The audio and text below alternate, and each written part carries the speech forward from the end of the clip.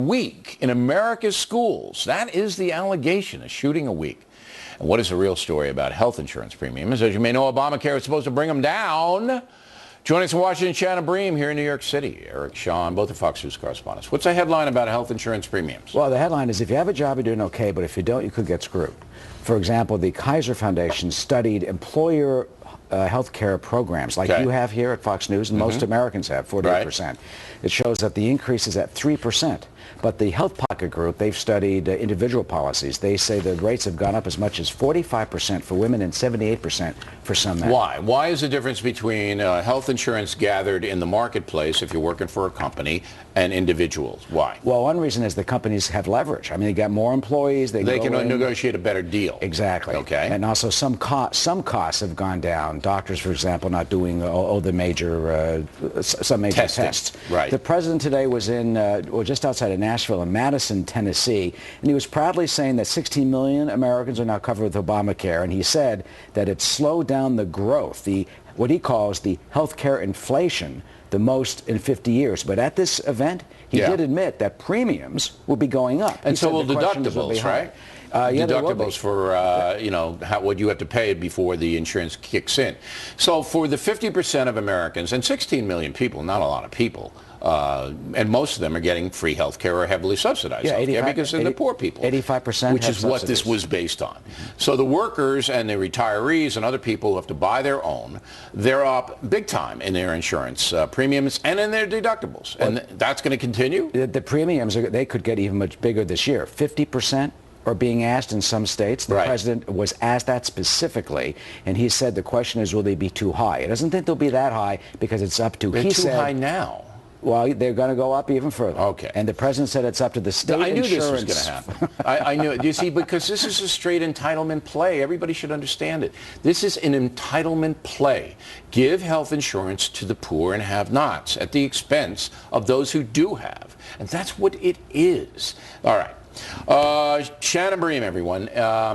There's a congressman who believes that in the United States, every single week, there is a shooting in school. Roll the tape. Since Sandy Hook, there has been a school shooting on average every week. How on earth can we live with ourselves if we do nothing? And that's a gun control play. So what is the truth about the school shootings? Well, if you look at those numbers, they tell a little bit different story than you may get at first blush. These numbers come from a group called Everytown for Gun Safety. They cite 126 different school shootings, but when you look at them, these are incidents where a gun went off in a K-12 school or even in a college at or near the campus. These are cases where a college student accidentally shot himself in the foot.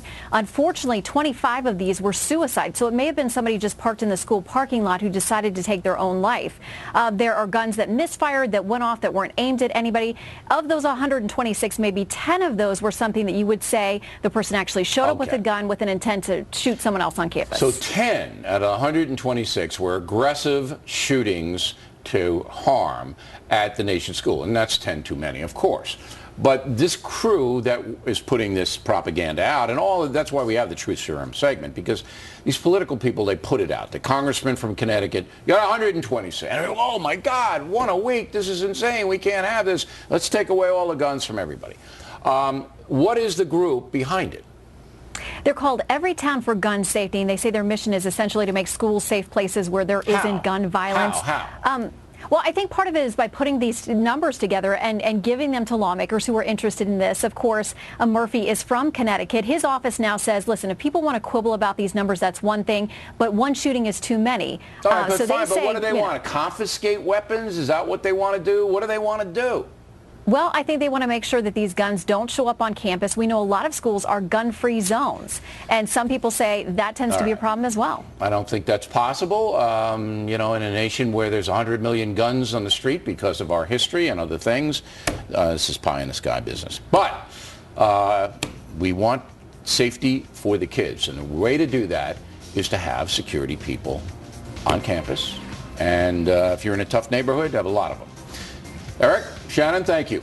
Plenty more ahead as the factor moves along this evening. Dennis Miller on the Republican presidential field. and Arnold Schwarzenegger saying he can speak perfect English just like me without